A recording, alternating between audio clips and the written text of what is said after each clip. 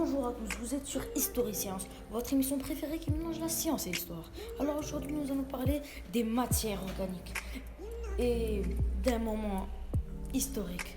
Alors c'est parti.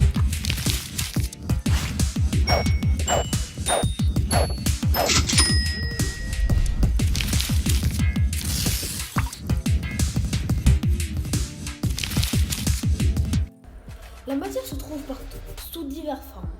Elle peut être vivante ou interne, d'origine naturelle ou fabriquée par l'homme. Le métal est un corps simple, solide, généralement brillant, qui conduit très bien la chaleur et l'électricité. Déformable, il peut être recyclé. Il est possible de créer des alliages métalliques qui sont issus de la combinaison de plusieurs métaux, ou d'un métal et d'un autre élément. La matière organique est la matière d'origine animale ou végétale, ou des produits de leur composition.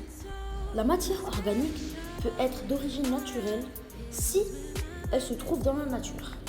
Elle peut être d'origine artificielle car créée par l'homme, par l'assemblage des matières organiques naturelles. La matière organique peut être de synthèse, c'est-à-dire fabriquée par l'homme et n'existant pas dans la nature.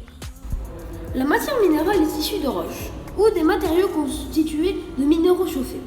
La matière minérale peut être naturelle ou modifiée par l'homme. Les objets construits de matière minérale sont durs, cassants et parfois transparents. La matière à l'état liquide n'a pas de forme qui lui est propre. Elle prend la forme du récipient qui la contient. On ne peut pas la prendre dans les doigts. La matière à l'état solide a une forme qui lui est propre.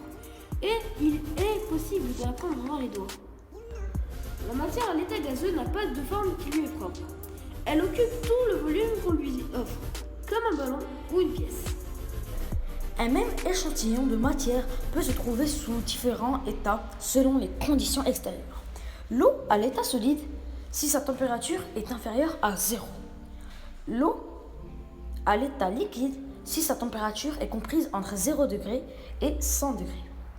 L'eau à l'état gazeux si sa température est supérieure à 100 degrés.